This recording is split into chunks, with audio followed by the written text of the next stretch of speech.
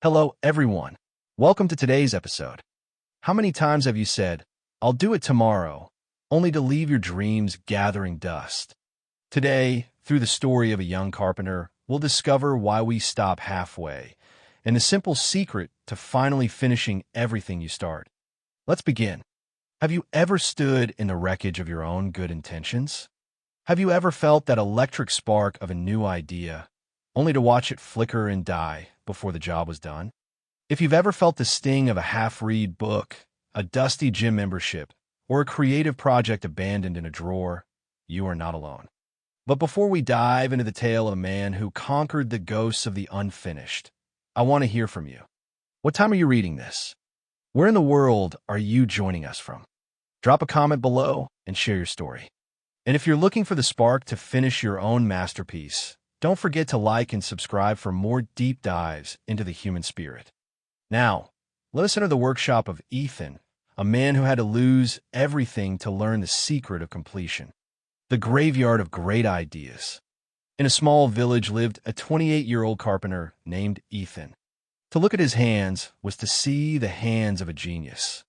He could carve wood until it looked like flowing silk. He could join timber with the precision of a watchmaker.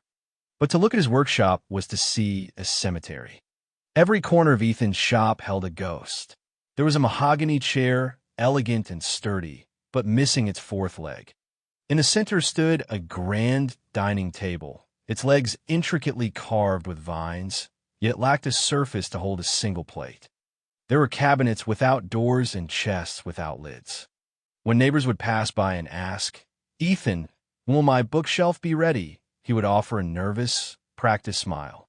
"Soon," he'd say, his eyes already darting toward a new piece of oak in the corner. "I just found a better way to join the grain. I'll get back to yours tomorrow." But tomorrow was a land Ethan never visited. His father, a master carpenter of the old guard, would visit and let out a sigh that seemed to carry the weight of the forest. "My son," he said, his voice thick with a mixture of love and disappointment, "a carpenter is not measured by the beauty of his beginnings, but by the strength of his endings. A house with no roof is just a ruin." Ethan would nod, his heart swelling with a sincere desire to change. This time, he would whisper to himself, "This project will be the one." And for 48 hours, he would be a whirlwind of sawdust and sweat. But then, a new grain would catch his eye, or a sketch in a book would ignite a different fire, and the current project would be shoved into the shadows to gather dust alongside the others. The weight of the unfinished. The problem wasn't just a lack of furniture, it was the erosion of his soul. Incompletion is a heavy burden. Every unfinished project is a broken promise to yourself. Each night, Ethan lay in bed, and the silence of the room felt loud with the voices of his failures. The chair mocked his lack of discipline. The table whispered of his weakness. The shame grew until it felt like a physical weight on his chest, a stone that made it hard to breathe. He began to avoid the village square. He couldn't bear the expectant looks of his neighbors or the pity in his father's eyes. He felt like a fraud, a man with the hands of a master but the heart of a quitter. The golden opportunity. One spring morning, the sun hitting the dew-covered hills, the mayor's daughter, Elena, arrived at the workshop. She was to be married in 3 months and wanted a wedding chest, a masterpiece carved with the story of her family. "I have seen your work, Ethan," she said, looking past the clutter of half-finished junk to a small, perfectly carved bird he had made as a boy. "You have a gift that no one else in this valley possesses. I will pay you a year's wages, but I need it by the wedding day. Can you do it?" Ethan felt a surge of adrenaline. This was it, the big break, the project that would wipe the slate clean. "I will not fail you," he promised, his voice cracking with intensity.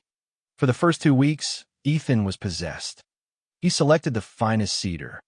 He worked until his fingers bled and his eyes burned. The chest was becoming a marvel. Word spread through the village. "Ethan has finally found his focus." But then the middle arrived.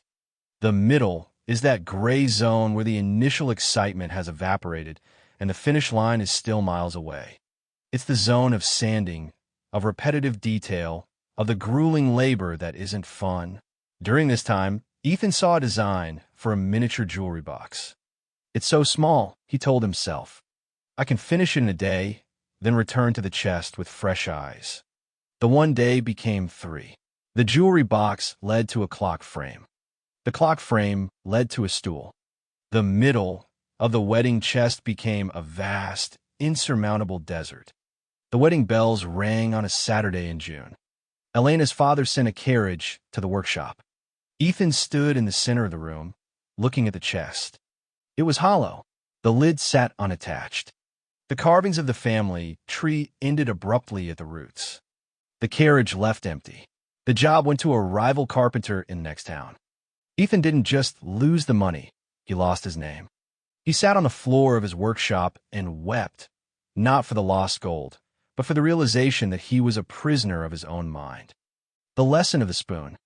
Desperate and broken, Ethan walked to the outskirts of the village to the hut of Samuel, the silent master. Samuel was a man of few words, but legendary craftsmanship. Ethan burst into the workshop, his words tumbling out like a landslide. Master, I am a failure. I have the ideas, I have the skill, but I am hollow inside. I cannot finish. Tell me the secret. Is it a special tool? A ritual? How do you stay inspired? Samuel didn't look up. He was sitting on a simple, 3-legged stool, carving a small piece of wood. He gestured for Ethan to sit. Silence stretched for 10 minutes, then 20. The only sound was the shick-shick of the blade against the wood. Finally, Samuel held up a small, rough object. Do you see this, Ethan? It's a piece of wood, Ethan replied. No, Samuel said softly. Inside this wood is a spoon, but the spoon is currently a prisoner. My only job is to remove everything that is not the spoon. He took another slow, deliberate shave of wood. If I stop now, I haven't made progress. I have only damaged the wood. It is worthless. If I get bored in 10 minutes and start carving a fork, I have 2 pieces of trash instead of 1 tool. Samuel leaned in, his eyes piercing. You think finishing is about feeling like it? You think I'm inspired every time I pick up this knife? I am not. Most days, the wood is hard and my hands ache. But I have made a covenant with the spoon. I will not leave it trapped. Finishing is not a matter of motivation, Samuel whispered. Motivation is a fair-weather friend. Finishing is a matter of character. It is the discipline to stay in the middle until the prisoner is free. The 10-minute covenant. Samuel gave Ethan a challenge that seemed insulting in its simplicity. Go home, Samuel commanded. Pick the smallest, most pathetic, unfinished project in your shop. For the next 30 days, you must touch it for at least 10 minutes. Not 11, not 5. 10. Even if you just sand 1 inch. Even if you're tired. Even if a better idea comes. Do not start anything else. If you can finish one small thing, you prove to your brain that you are no longer a quitter. Ethan went home. He looked at the graveyard. He chose a simple, 3-legged stool that had been sitting in the corner for a year. Day 1, he sanded the seat for 10 minutes. It felt pointless. Day 7, the new idea monster attacked. He saw a beautiful piece of walnut and wanted to make a bowl. He felt the physical itch to switch. But he looked at the stool. He set his timer. 10 minutes of sanding. Day 14, something strange happened. He didn't need the timer. He worked for an hour. He was no longer trying to finish. He was curious to see the finished product. Day 21, he applied the oil. The grain popped. Day 23, the stool was done. It was just a stool, but when Ethan sat on it, he felt like a king. For the first time in his adult life, he had closed a loop. He had kept a promise to himself. The stone on his chest cracked. The transformation. Ethan applied the spoon philosophy to everything. One project at a time. The 10-minute rule. The graveyard slowly emptied. The half-finished chairs were completed and sold. The workshop transformed from a place of shame into a place of production. His reputation began to heal. People stopped asking when and started asking how much. 6 months later, a carriage pulled up. Elena, now a married woman, stepped out. She looked at the workshop. It was clean, organized, and filled with finished masterpieces. "I'm told you are a different man, Ethan," she said. Ethan didn't give her a nervous smile. He gave her a steady look of a man who knew his own worth. "I am. I no longer leave things trapped in the wood." He spent the next 2 months building her the anniversary chest. It wasn't just furniture. It was a testament to his victory over himself. When he delivered it, every joint was tight, every carving was complete, and the lid fit with a satisfying, solid thud. Your 30-day challenge. Ethan's story is your story. We all have unfinished furniture in our lives. We have the messy middle, where our dreams go to die because we are waiting for a feeling to save us. But feelings don't build empires. Consistency does.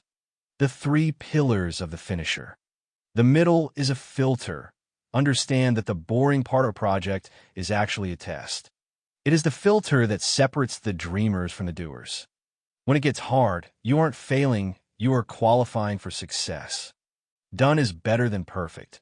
A finished, simple stool is worth 1,000 perfect ideas that exist only in your head. The world doesn't pay you for what you intend to do. It pays you for what you complete.